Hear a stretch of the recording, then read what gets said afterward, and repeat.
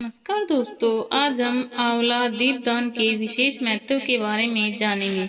यह व्रत कार्तिक शुक्ल पक्ष नवमी को मनाया जाता है। सतयुग का प्रारंभ भी इसी दिन को हुआ था। इसी तिथि को गो, सुवर्ण, वस्त्र आदि दान देने से ब्रह्म हत्या जैसे महापातक से भी छुटकारा मिल जाता है।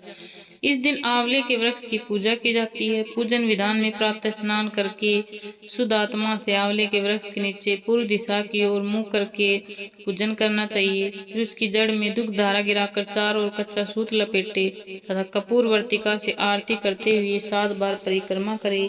आंवला वृक्ष के नीचे ब्राह्मण भोजन तथा दान देने का विशेष महत्व है, वैसे विशेष फल की प्राप्ति होती है। आंवला नवमी व्रत कथा। काशी नगरी में एक बहुत धर्मात्मा, दानी तथा निसंतान एक वणिक रहता था। वे पति पत्नी दोनों संतान के अभाव में बहुत ही दुबले पतले मलिन होते जा रहे थे। कुछ समय पश्चात वेश्य की पत्नी से एक ने कहा कि यदि तुम किसी पराये लड़के की बलि भैरव के नाम से कर दो तो यह पुत्र कामना अवश्य पूरी हो जाएगी।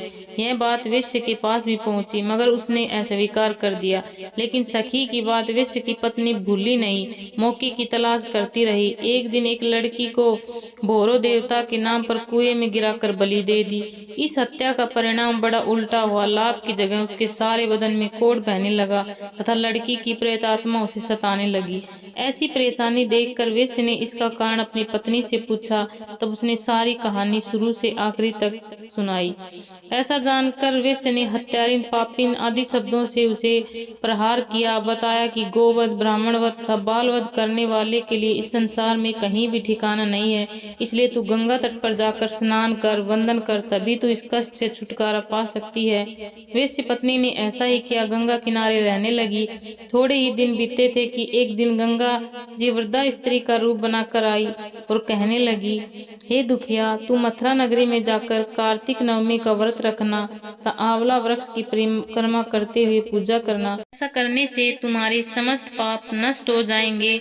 और उसने घर आकर अपने पति से ये सारी बात बताई और आज्ञा लेकर मथुरा जाकर विधिवत व्रत रखकर पूजन किया।